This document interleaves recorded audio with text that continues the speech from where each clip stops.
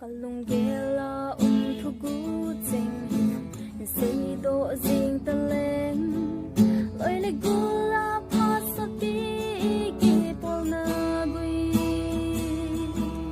atan jing ding ka he zing ka sei do ngam si poi kalung sung ku gi nang in la he phalo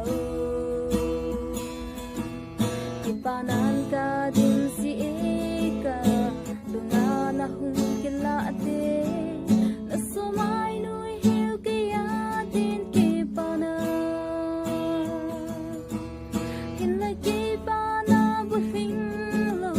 papundo lo sa in zaylan hin oy may tangi kalunggu tim tuting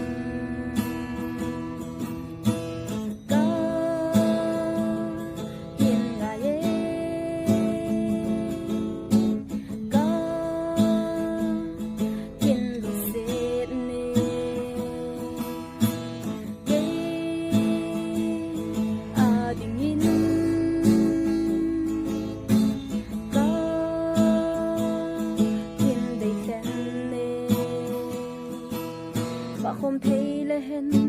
anh ôm na đình nghề ca hin